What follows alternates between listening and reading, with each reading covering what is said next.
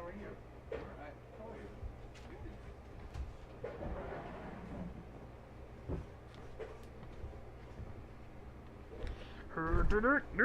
you? We've got our little chat room here, and we've got a chair right there. We have a little bit of a... And our camera's really low. Really low? Let me fix it. Can I get myself a chair? Get yourself a chair. Let's see, you're completely dressed today.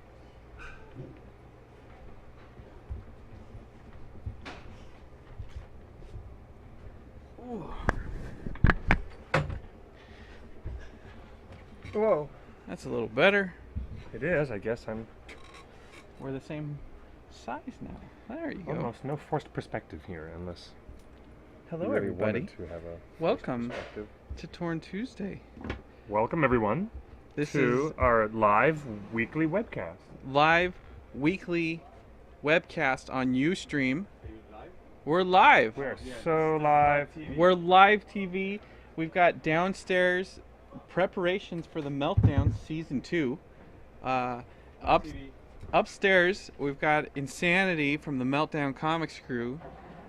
Downstairs There's also all the regular Tuesday business of trying to get all the new comics. Everybody who has subscriptions has millions and millions of new comic books coming in today. It's a busy day yeah. here at Meltdown. As usual, they're trying to sort out millions of subscribers. And tomorrow, get their new Wednesday, books. is a huge day. Our friend Sebastian, who was on the show last week, Yes, sir. it's his final day of his Kickstarter Yes, for it is. The Untamed, starring Sean Bean. Yes. And he's decided to come to Meltdown tomorrow and close out the Kickstarter live at Meltdown. Autograph signing. He's that's going to so have cool. prints of the Sean Bean artwork. Yes, The indeed. trailer. There's going to be a food truck.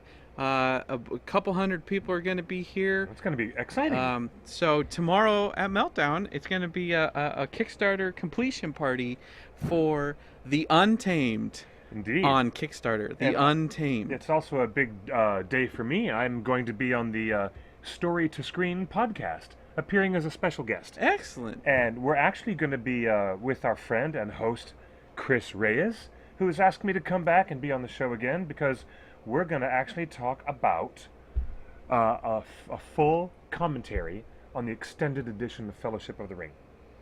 Believe it, I'm doing a full audio commentary with our friends from Story to Screen Movie Review Podcast. And that's just going to be, lots of crazy fun.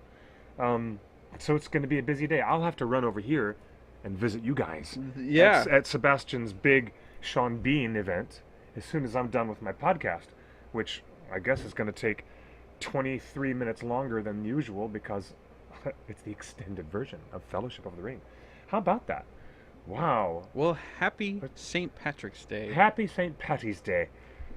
Land of Goshen, don't you think you're going to be getting away with it, Fergus, because we know where you live. I don't know what that's from. It's from The Crying Game. How many great Irish movies can you guys think of? First off the top of my head, The Crying Game. Remember that? I didn't know of that. You never saw that? I didn't see that. Forrest Whitaker and Stephen Rea? Oh my gosh. In like Jim Sheridan's brilliant movie? You didn't see The Crying Game? Another great Irish film that comes to mind. How about Is that the hand that reaps the barley or something like that? No, I was gonna say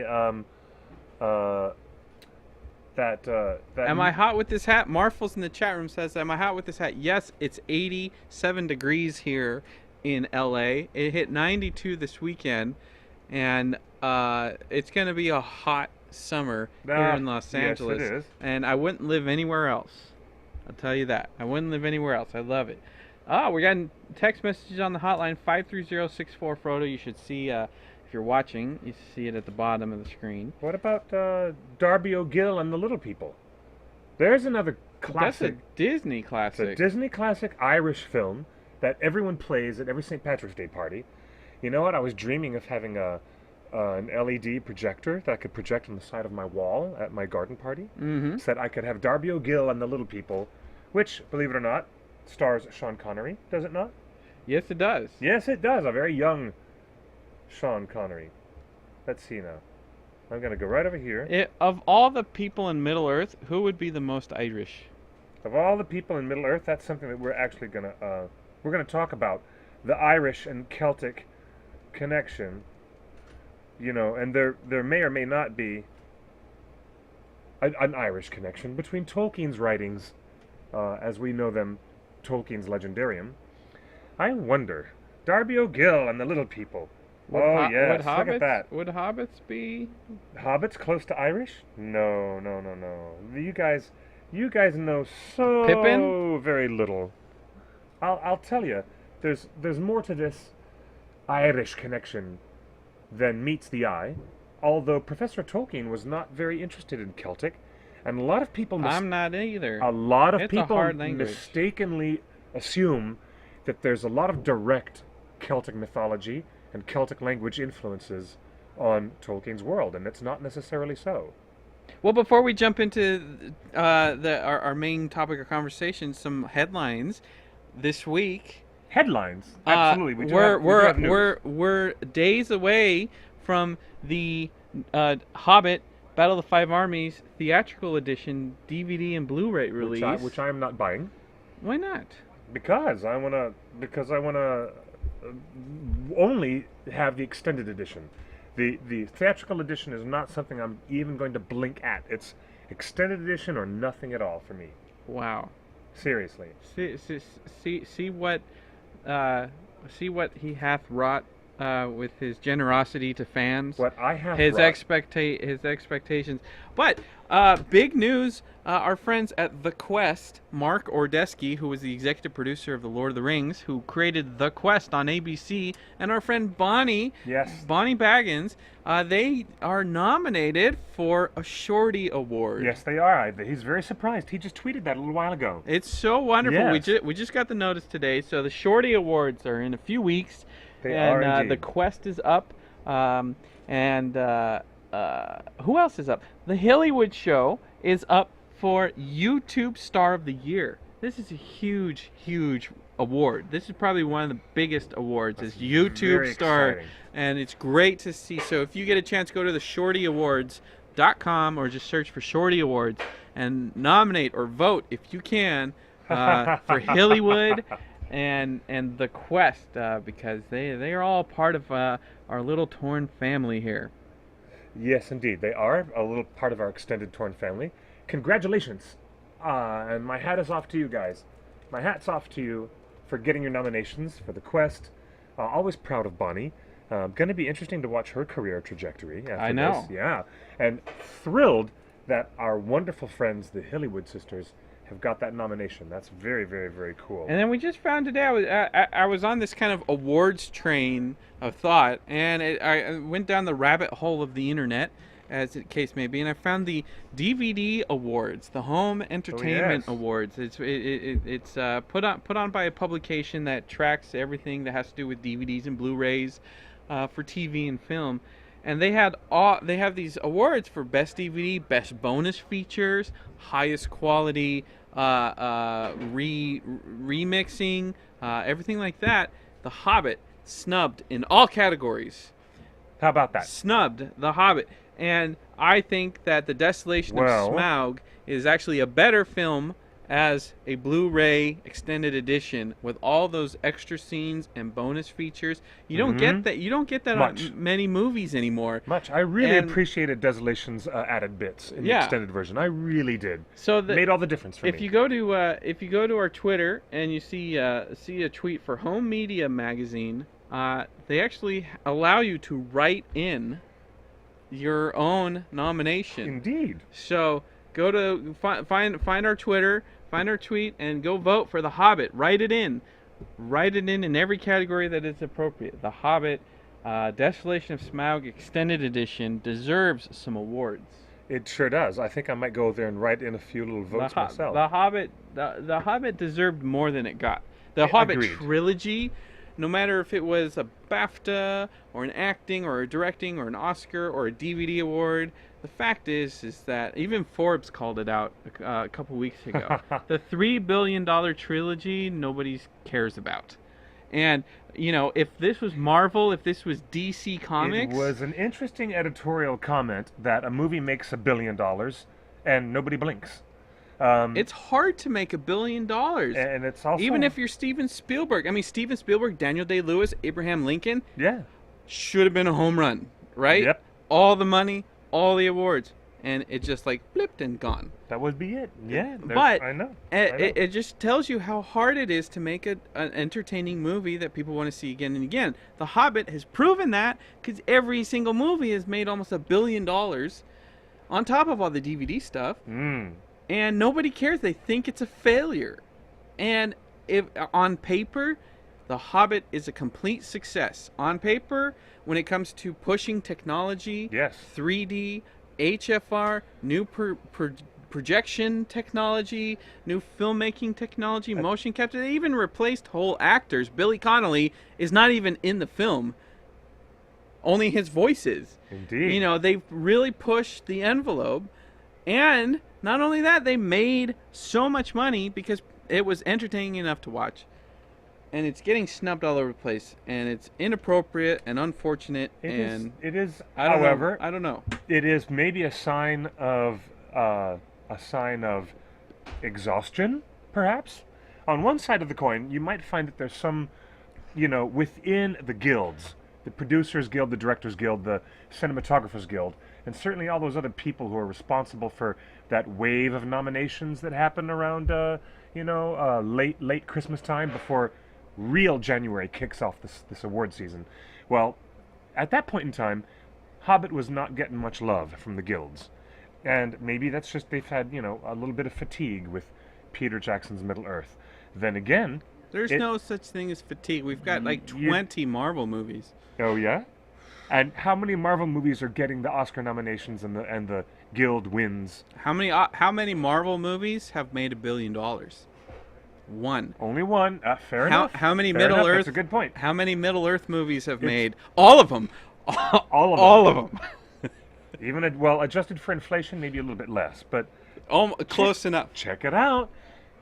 Lord of the Rings: Return of the King took every single award you could sniff at on every level, and at that point, I'm sure that everybody else is probably thinking, all right, we've divvied them out to Peter and his team.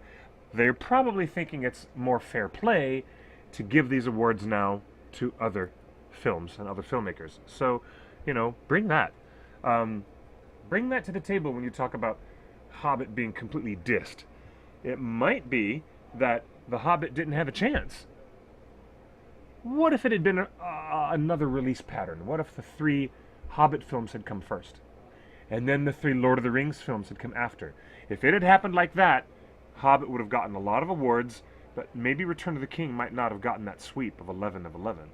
I'm just saying, when you've oversaturated yourself with your awards, that's what's gonna happen. There's a bigger discussion to be had in a future episode possibly, but it's also timing and marketplace. I was actually just talking with someone over the weekend, saying, Lord of the Rings came out December 2001, December 2002, December Yes. 2003. Correct. And the story of Lord of the Rings is an unseen enemy. A big flaming eye, a kind of an abstract enemy that is pulling all the strings. Well, Nobody knows what he looks like. Nobody can actually touch him or feel him or find him. That's why Saruman's character is so important, especially in Fellowship and Two Towers. If you look at where the world was at in December 2001, that was just after 9/11, and we were suddenly at war with an unseen enemy that had infinite resources that nobody could find. It's seemingly infinite. Yeah, but there's no allegory here. I'm just saying that the public perspective Tolkien disliked allegory. Tolkien, and it's not. But we're not comparing it. But we're saying that the public itself was prepared for this story because it was happening in real life. Yes, indeed, it was. There's, absolutely. Timing is everything. That's what they say in, ask me why I'm funny. Why are you funny? Funny! Timing. That's Yo, the what are answer. you doing? Timing. Timing is everything. Hello, ladies. Oh, Goodbye, ladies. You're Okay. stole from us. I The don't see what's going on over here. There's some mischief happening in the background, but we always have mischief on our webcast. To answer one of our fans who is in the live chat asking, Clifford, where can I see that podcast? If you guys want to see the Story to Screen podcast, all you have to do is do you watch it or hear it? You hear it. It is an audio podcast. Okay. You can find them on Facebook or on iTunes. And you type in Story, numeral 2, Screen. And that's the whole thing. Story, numeral 2, Screen, movie review podcast. It's a bunch of red chairs. Yeah, you can find them on Facebook, Story to Screen, movie review podcast. And you can easily find them on YouTube. All you do is go to YouTube and look for the same thing. Story, number 2, Screen, movie review. And it should pull up. And there you go. There's that. And there's the latest So episode. I'm going to have to do a lot of talking, so I better get some hot water, hot tea, and lemon for tomorrow, because I'll be doing a 3.5-hour nonstop podcast with my friends. You're It'll be good great. at talking. I am good at talking, yes. You know, I got to commend Cinderella from Disney just came out this week, and I had no idea it came out, which kind of gives me Disney must be really good at their marketing, because I'm not their target demographic. Really? I shouldn't have any interest in seeing that movie. Except it was directed by Kenneth Branagh. And but still no interest. And it never reached me to the point where I didn't even know it was out. Really? Yeah. So they've been pushing their marketing to other people, not you. I didn't see it on any of the websites I frequent. You know, like the only reason I saw Thor, because I was like, Kenneth Branagh's directing, and that I would have been interested in. I love anything in Cinderella. Anything that Kenneth Branagh puts his hands to as a creative filmmaker and a talent. I'm very interested in that. Very, very. I tell you something. Where does Peter Jackson go from here, though? Because Kenneth Branagh used to be like a named director. Like, his name was above the title. Kenneth Branagh Presents, or something like that. And now... Kenneth Branagh used to be, in the headlines because of his famous marriage, But he did... once upon a time. And he did acting and everything like that. But a now... lot of acting. But now he's directing Cinderella, and he's not even on the poster. So... Why, he's just taking the job. So is that what Peter Jackson does now? Where does Peter Jackson go from here? Does he take his name off the movies, and instead of doing Peter Jackson Presents King Kong, Peter Jackson Presents The Hobbit, from the director of Lord of the Rings, does Peter Jackson just kind of maybe take a back seat and just get some good work in? What did the advertising look like for The Lovely Bones? Did it say from the director of The Lord of the Rings? Yes, it did. Yes. Yes, I believe it did. And none of the Cinderella marketing said from the director of Hamlet and Thor. From the director of Thor. That would have been an interesting way to get people to go see Cinderella. Disney would never do that. Disney would never say from the director of Thor. It's their own movie. Yeah, but still. Here, let's try this. Let's go to Lovely Bones. Okay. The real Bombadil in the chat room says, Lovely Bones. If there were no Lord of the Rings films, The Hobbit would have wowed more. I agree. Well, that's what I'm trying to say. The Hobbit wouldn't have had such a tough time of it if The Hobbit came out before Lord of the Rings. I don't think The Hobbit would have been as successful as Lord of the Rings if The Hobbit had come out at the same time as Lord of the Rings.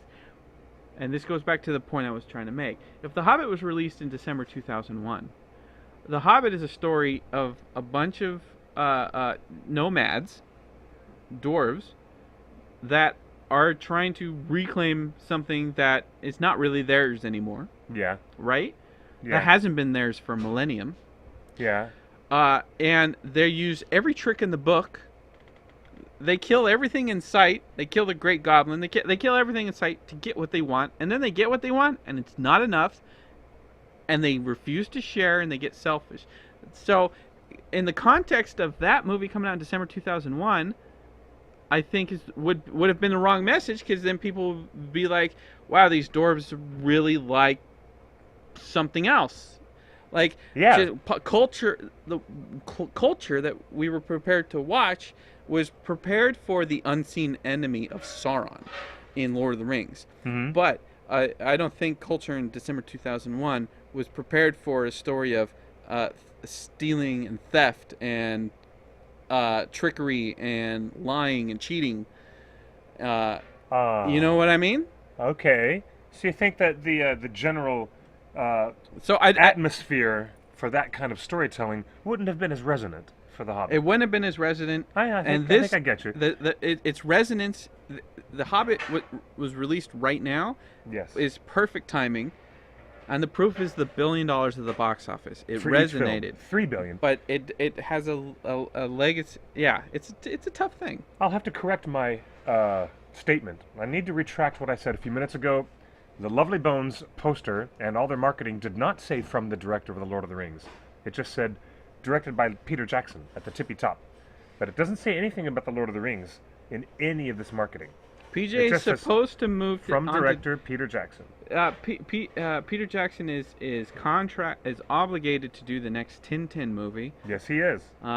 But it is not confirmed that he will do that next. Nah, no, we don't really quite know, but I guess we'll find out. Um, all things Irish being celebrated today Yes. as our Aye? as our good friend Pippin. Hello, Pippin. Thank you for being part of our audience from the very beginning. And I'm gonna say hello to Marfels and Fosuena. Hey, there's Jeffrey. Hi, Jeffrey and Emily and the whole gang. All of our regular audience here joining us for the live webcast. Mm-hmm. It's a pleasure to see you as always. But check this out.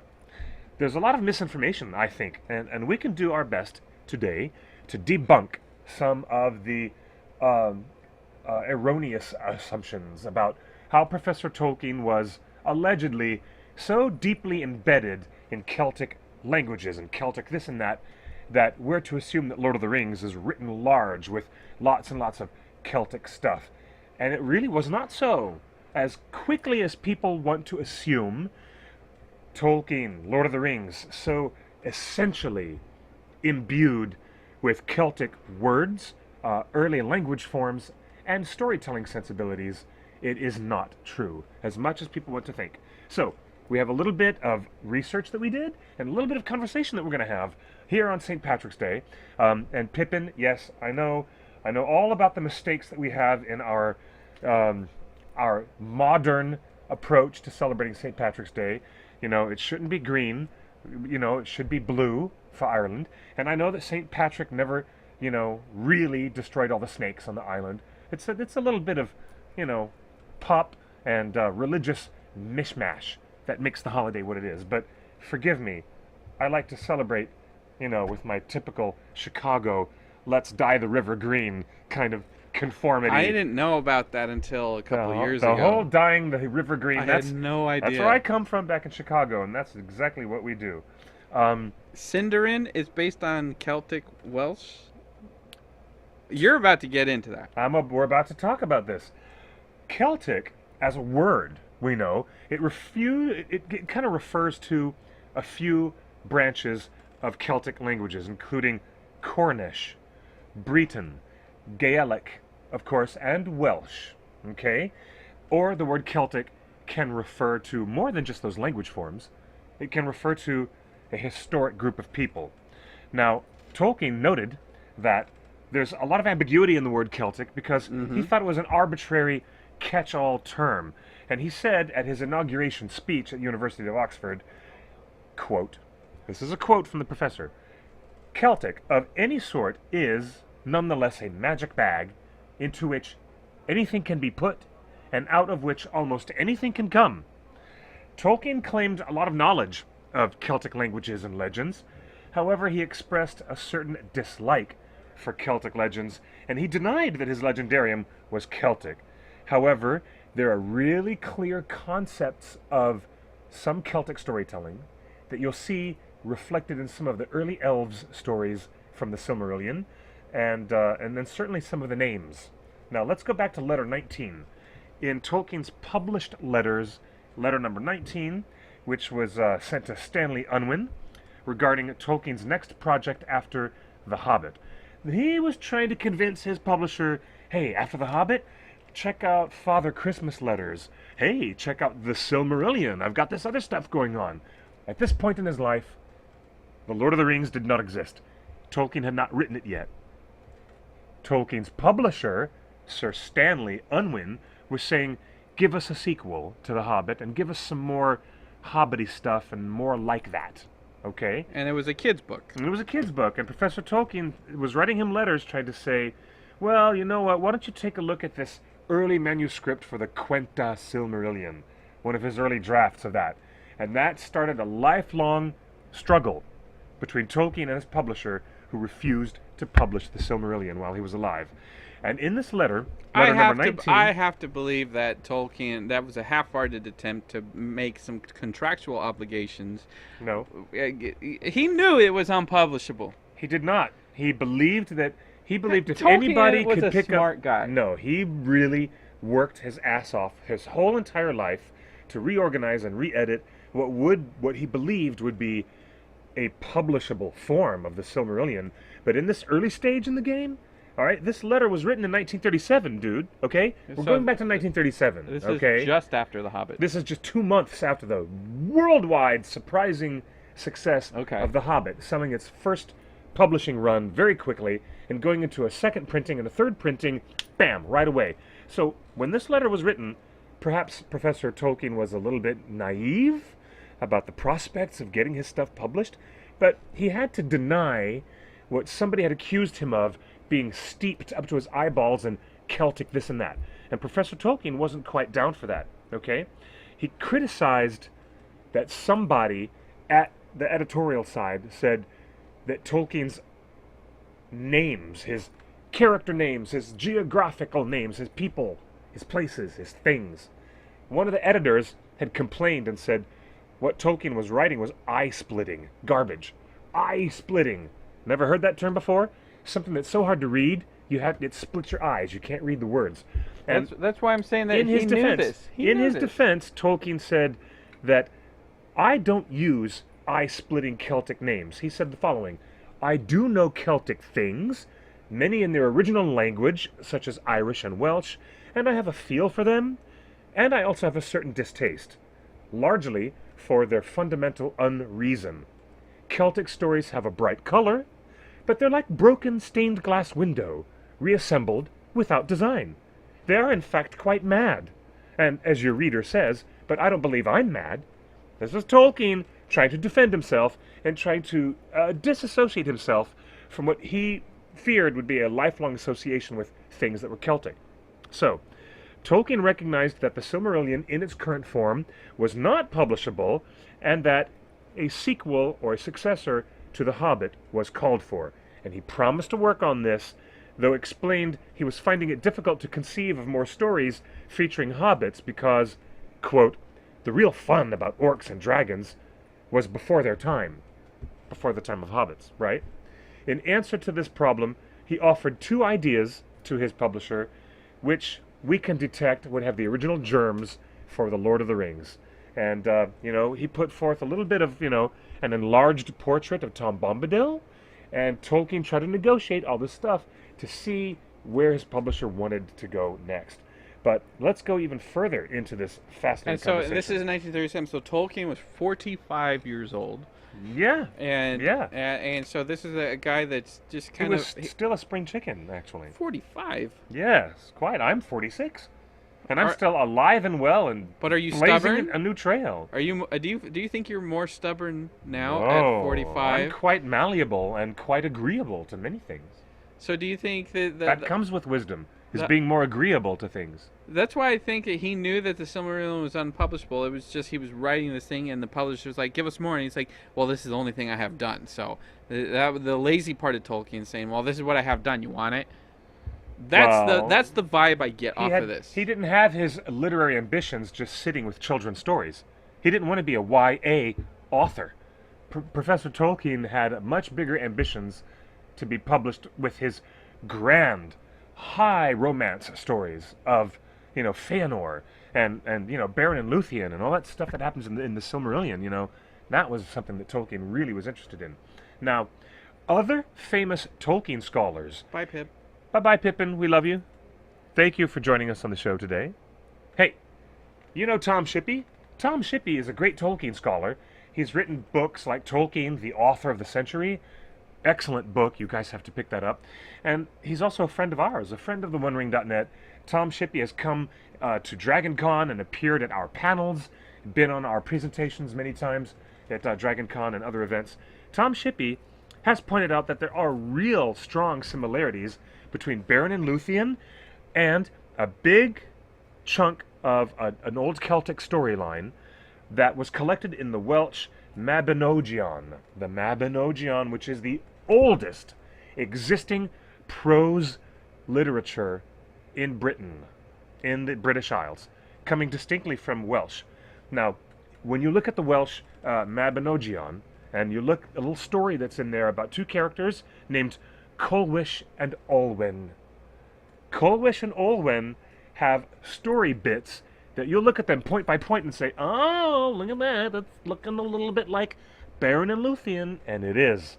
Let me run this by you, okay? In both of these stories, This is a Celtic myth. this is a Celtic mythology called Colwish and Olwen, about a male and female character, just like Beren and Luthien, only along these particular points. See what is happening here. And perhaps Professor Tolkien did have a greater awareness and a certain research, that he did into Welsh and Irish stories. Check this out. In both of these, the male heroes make rash promises, having been stricken by the beauty of non-mortal maidens. A maiden who's not mortal like him, but completely thunderstruck with her beauty. The male hero in both of these stories makes a rash promise. Both of them enlist the aid of great kings. In one story, King Arthur. In the other, King Finrod. How about that? And also, both of these male lead characters show rings to prove their identities. And they're both set with impossible tasks that include, directly or indirectly, the hunting and killing of ferocious beasts. Okay? In the Celtic story, the wild boars. And in Tolkien's legend, the wolf, Carcharoth. How about that? Then, each of these characters are helped by a supernatural hound. In the Celtic story, Cafal. In Tolkien's myth, Huan. Huan, the great supernatural hound. And both of the maidens in both of these stories possess a beauty that is so powerful that flowers grow beneath their feet whenever they come to meet the heroes for the first time, as if they were the living embodiments of spring. Worth noting, Professor Tolkien said he had a dislike for Celtic stories, and yet we find some interesting little tidbits that are really, worth looking at between the Celtic Colwish and Olwen, which was embodied in the great Welsh Mabinogion. Go back to ancient times, learn your Beowulf, learn your Welsh Mabinogion, and you'll know that these stories were all things that Tolkien absorbed like a sponge when he was just a kid. No wonder they had an influence on the drafting of some of his greater romantic tales. What do you think? I think I would like to know when Tolkien added the Beren and Luthien story to the Silmarillion. What year did he write that particular passage? Well, the development of Beren and Luthien, okay, he wrote several versions of that story over a very, very long time. But was it done in 37? Well, he first developed the first concept of Beren and Luthien in 1917, way before The Hobbit was created and published. Okay. Okay, and during the 1920s, Tolkien took this early story, The Tale of Tinuviel, and he started to reshape it and transform it into an epic poem, which is published in the History of Middle-earth series. It was called The Lay of Leithian. All right, he never finished it, leaving 3 of 17 planned cantos unwritten. That means he wrote 14. He wrote 14 out of 17 cantos and did not finish writing it. After his death, The Lay of Leithian was published in a book that you guys probably have on your shelf called The Lays of Beleriand. And together with The Lay of the Children of Húrin and several other unfinished poems, the very latest version that Christopher Tolkien finished up for his father is actually published in prose form, not in a poem form, in the Silmarillion. And when Aragorn talks about it to Frodo, That's what he's talking about. Aragorn tells that story to Frodo. It even happens in the extended version of Fellowship of the Ring. And this goes way, way, way, way back to the earliest poems that Tolkien was writing. And Tolkien asks us why did Tolkien say he dislikes Celtic stories? And if I was listening to you correctly, it was that Celtic stories had had general reputation of being unreasonable. unreasonable Or hard, unreasoned. Unreasoned. confusion, Yes. sporadic, Mhm. very confusing names, people, nomenclature. It was just difficult. The Celtic stories had a reputation of being difficult reads. Indeed, they did. And so when someone compared after The Hobbit was published, they said, "What else you got?" And he says, "Well, I got the Silmarillion." And the publisher says, "Dude, this is like a Celtic thing, almost like a put down. Like, they read the Silmarillion and say, this is Celtic. It's Yeah. so." Blah.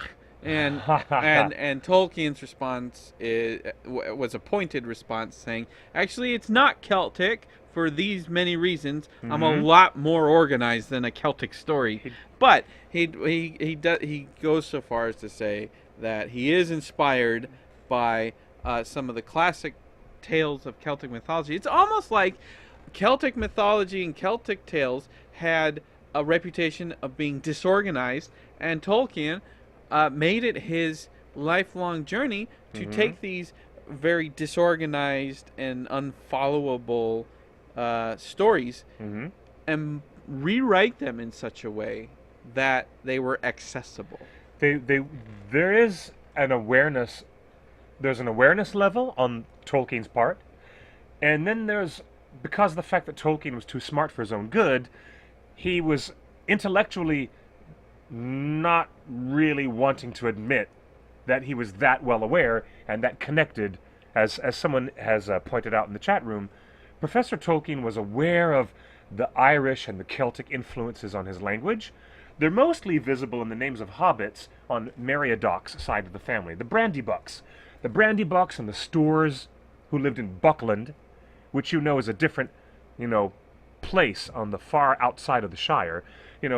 Tolkien was not intellectually prepared to admit that there was that Celtic influence. He tried to deny the Celtic influence, but it's still kind of there, and you'll just find the easiest connections when you look at look at some of the names of the hobbits. For example, these names of the Brandybucks family: Meriadoc, which is Mary's name; Marmadoc, Gorbadoc, Dinodas, Rorimac. All of those are very clearly straight up Celtic names, and they're proliferated through that half of the Shire, or perhaps you should say that segment of the Shire where the Brandybucks lived, in Buckland. So he wanted to deny it, but it was still kind of there. The real trick of understanding Celtic influence is how Tolkien described the earliest elves, the Noldor. I mean, we're talking Feanor, early Galadriel from 7,000 years ago, all right? Not the stuff that we see with Elrond and, Celebrimbor and Galadriel in the second and third age. But we're talking early stuff. That stuff with the Noldorin and their arrival at Valinor, and then the Oath of Feanor, and Feanor's craziness with losing the Silmarils, and Feanor wanting to get the Silmarils back from the Dark Lord Morgoth. All that stuff has a little bit of a tie-in with the Celtic legend, which is so complicated in its pronunciation I can barely try. But I will try. I'm not good at pronouncing Gaelic, although I do listen to my Enya albums from time to time. But let me try this. There's a thing in Celtic early history called Tuatha De Danann. And Tolkien, really spells out something about his elves, the Noldor, and their migratory things that they did when they actually left Valinor after the kinslaying, and they burned their ships at the Alqualonde. When those elves burned the ships, it is a direct reference to something called the Tuatha De Danann, okay? And that's something that they did. They arrived on the shore, they burned their ships, they made an oath, these Celtic characters, to to reclaim these jewels that were a possessor of light, a thing that could bear light, the way that the Silmarils would bear the light Yeah. of the two trees. So, yeah, there's some little slices of that pie that Tolkien didn't want to admit, but they're still there. You know, in just little bits, just little things.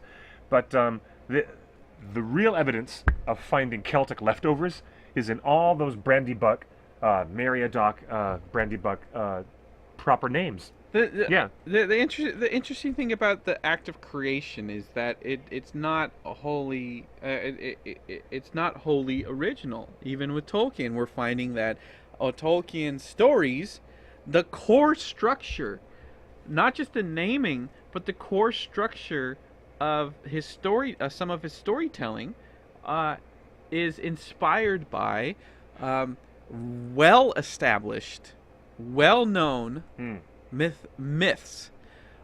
So he wasn't coming up with this at the top of his head. You know, he was very well versed in the history of mythology worldwide. And he was just kind of like, you know what, that's a great story. I'm going to take that story, I'm going to put my characters in it, and they're going to be very similar, and they're Yes, going they to are. follow a very similar path. You know, and I was just having a conversation earlier today about painting, the act of painting. And there's a documentary called Tim's Vermeer, which basically I've heard of that. basically shows that the old Renaissance masters, with their intricate detail, the first time oil painting had ever seen that such detail during the Renaissance. Turns out that they used tricks of mirrors and pieces of glass, and they were just basically they were painting a photograph, or an early type of image duplication.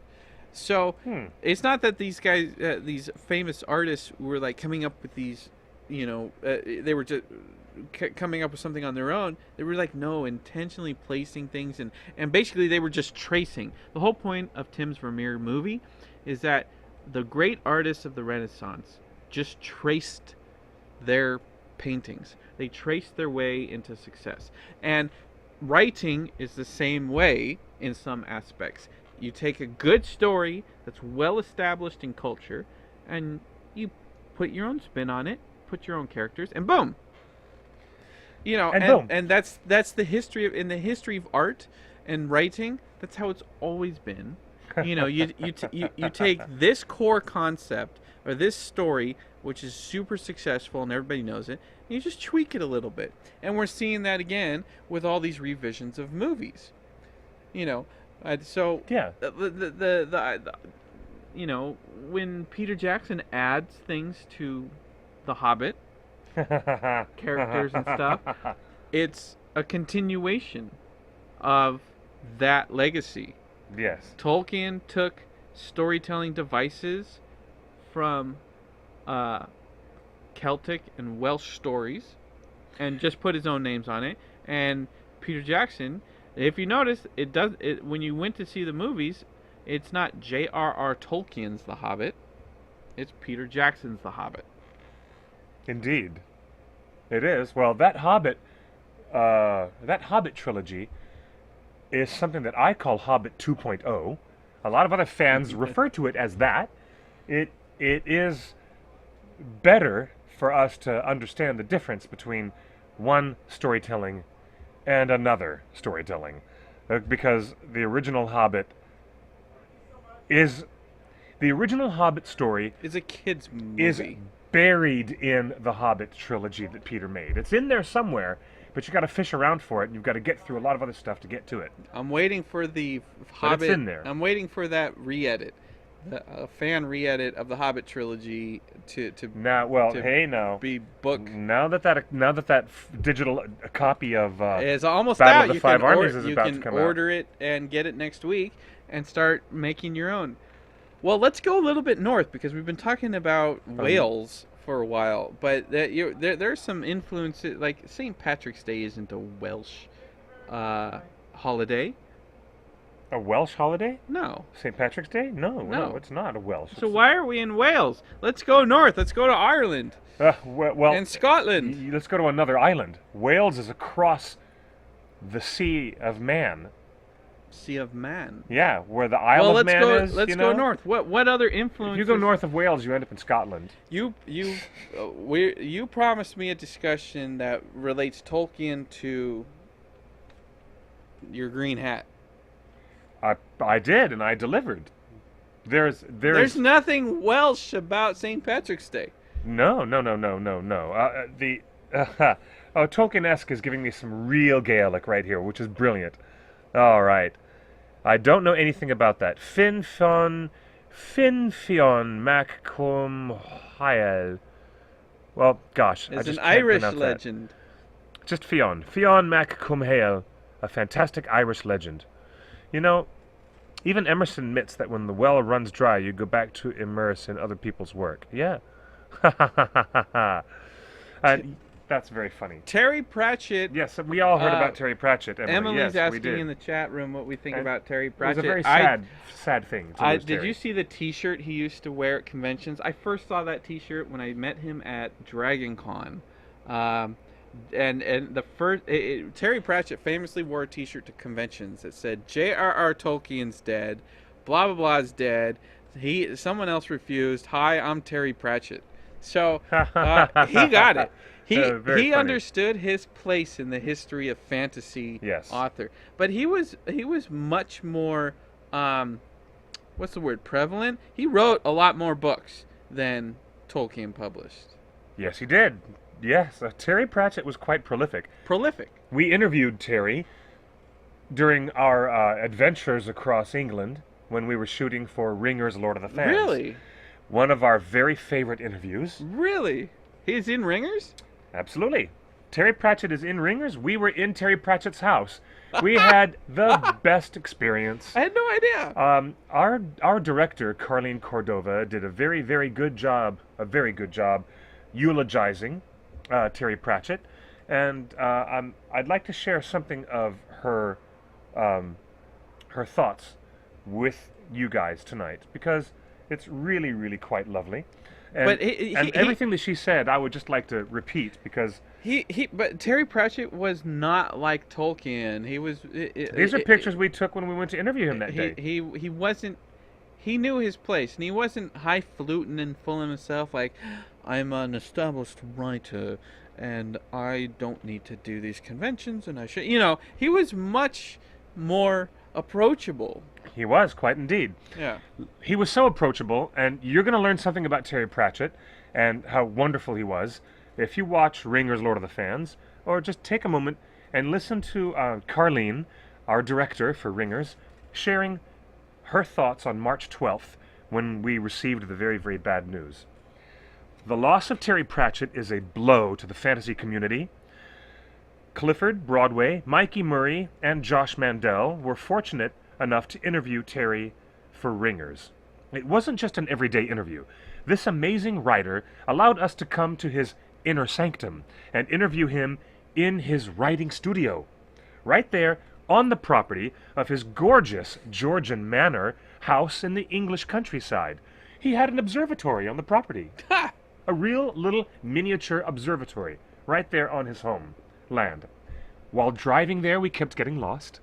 Really, it was that kind of a day, driving through Salisbury and driving out. We had just left Stonehenge.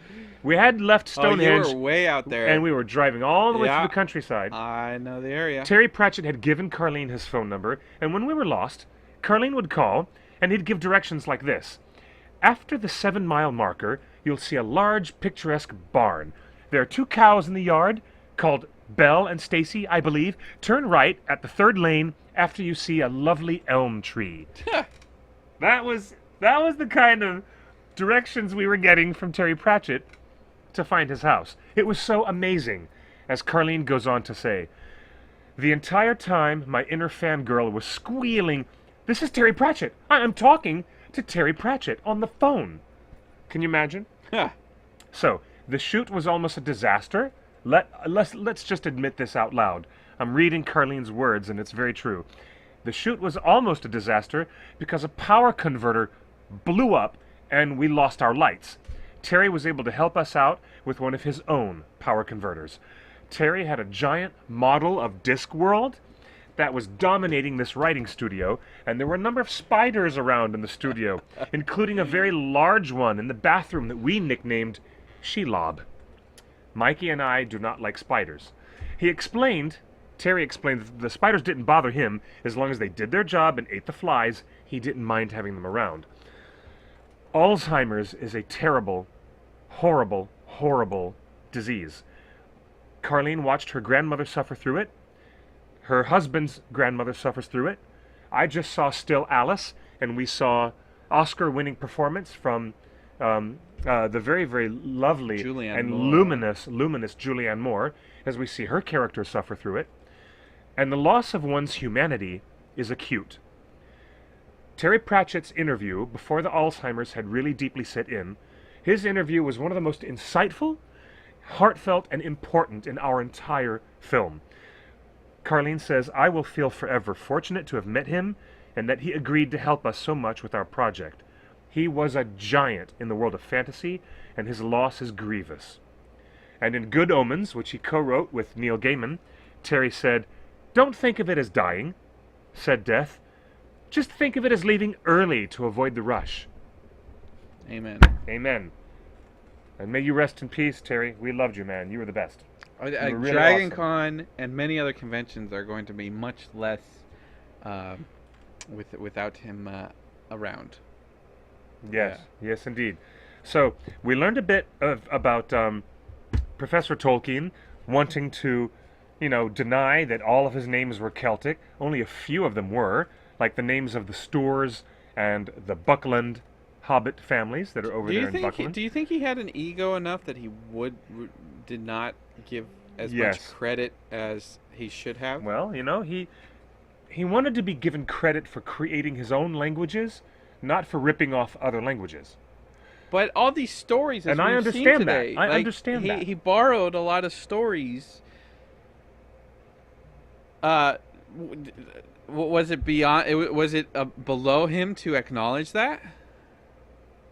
No, it was not beneath him to acknowledge that. It's just that at that moment when he wrote that letter in 1937, he was trying to make sure that his publisher knew that he knew better. That's all. Okay.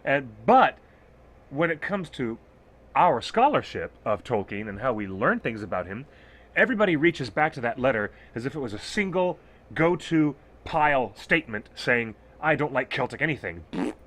And, come on, as the Silmarillion was rewritten and rewritten through decades over his lifetime, I'm sure that Professor Tolkien was very wise and knew exactly what he was doing and how he was parsing together classic elements of some of these legends and reinventing them for his own world.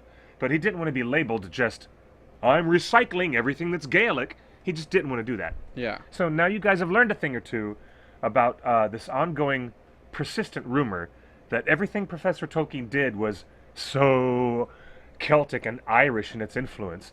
And some of it was in a limited way, and some of it was not. And I do find it very interesting that Professor Tolkien was quick to disavow himself from those Irish connections. I'm not disavowing anything Irish. Look at me. I've got my little green beer on my necklace. I've got my leprechaun hat. And I've got food coloring at home that's coloring on my beer green. Of course you are. It's going to be lovely night. I invite you all to come to the garden party and have a proper pint of 1420. You're all invited. And Come you're and all join us. invited to WonderCon Anaheim, which is in just a couple short weeks away. How lovely. WonderCon coming up. And then after WonderCon, we'll be at Long Island Comic-Con or Long Island I forget. I think it's Long Island Comic-Con. So we'll be at Long Island. We'll be here at Anaheim's WonderCon, which is like a week and a half before Star Wars Celebration. Wow. Inside the same space. Yes. It's Indeed. It's pretty wild. We can talk about Star Wars on other shows, but the fact it's interesting that J.J. Abrams is only doing the first Star Wars. He ducked out of doing any other Star Wars. He's only doing one. Really? It was too much pressure. Really? Whatever the reasons are, He ducked out, huh? He refuses JJ's a huge Star Wars fan. His whole office are like toys everywhere. Yeah. He is more of a Star Wars fan than Star Trek or Lost or anything like that he's worked on. And the fact that he only did he's one and done shows how strong Peter Jackson is to see the Hobbit trilogy all the way through. Indeed, that says something. That says something to Peter's credit. That's a very Kiwi quality. That's a very New Zealander quality to have that stick-to-itiveness. You know? I know that's not a real word, but that stick-to-it, keep doing it, finish what you started, that energy, I do appreciate that from Peter. Tolkien S. I'm turning on Skype so we can take a couple calls and text messages.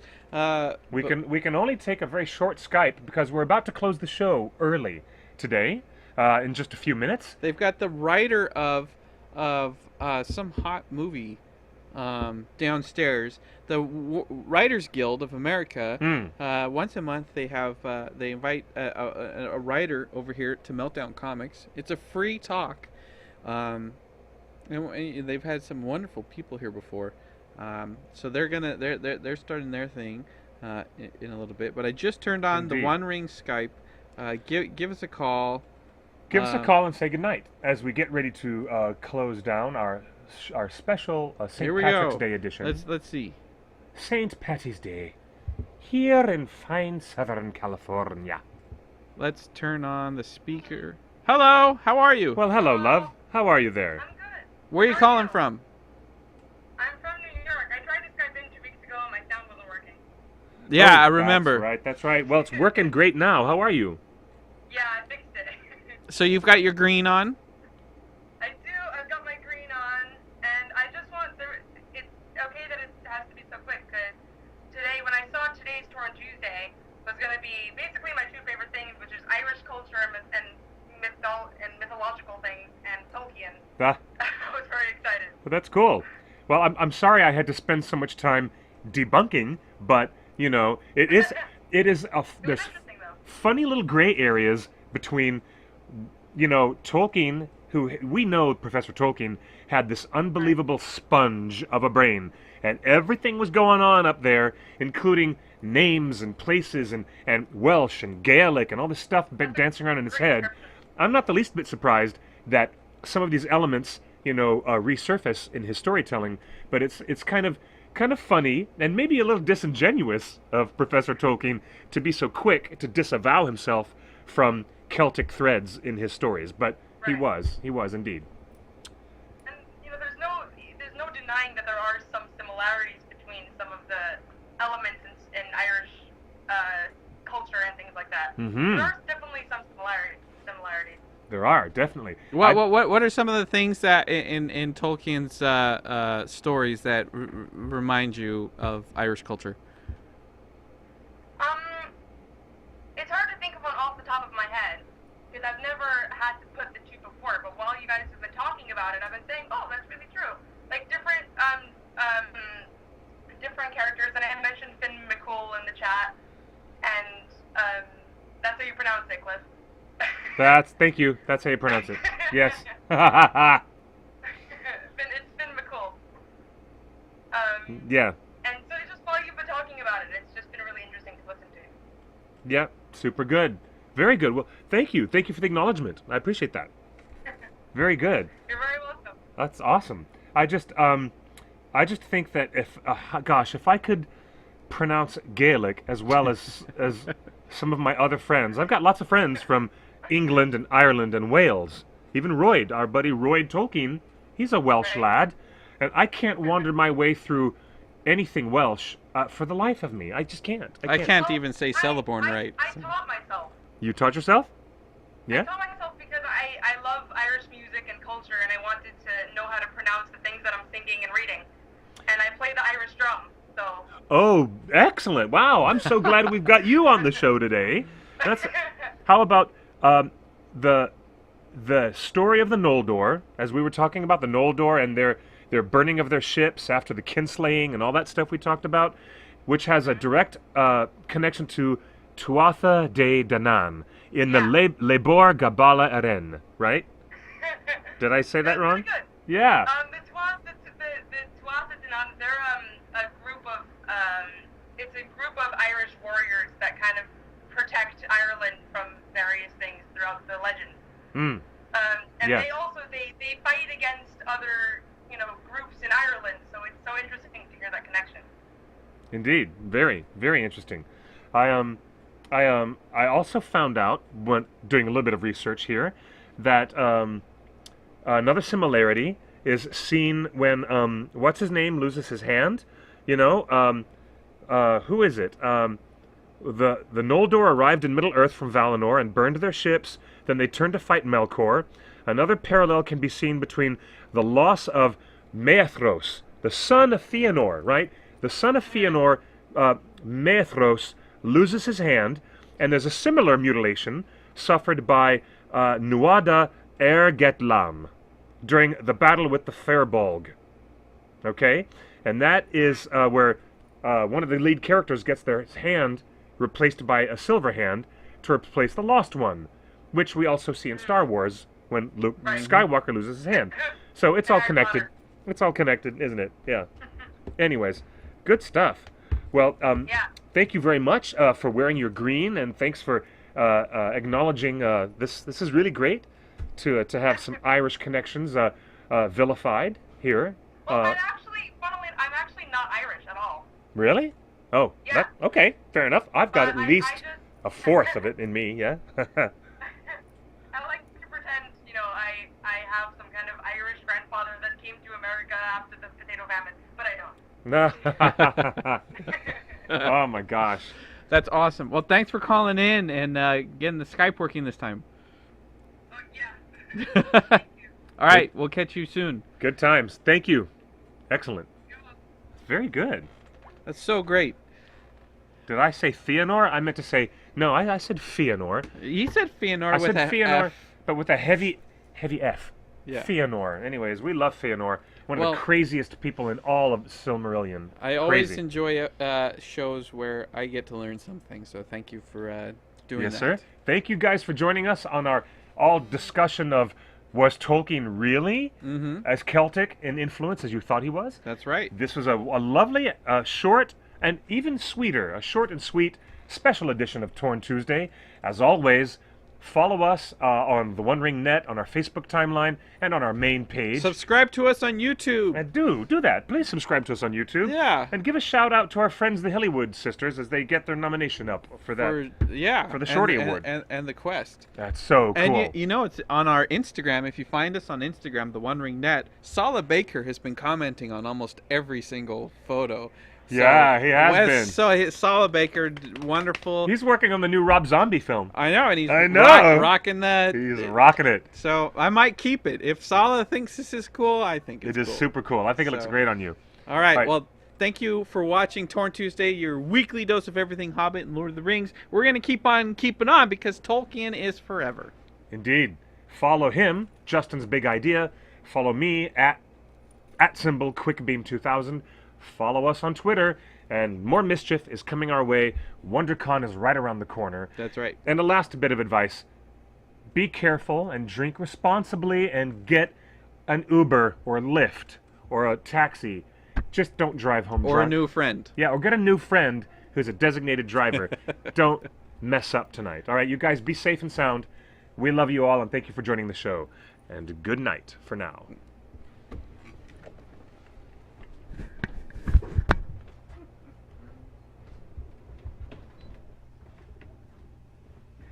And happy St. Patty's Day!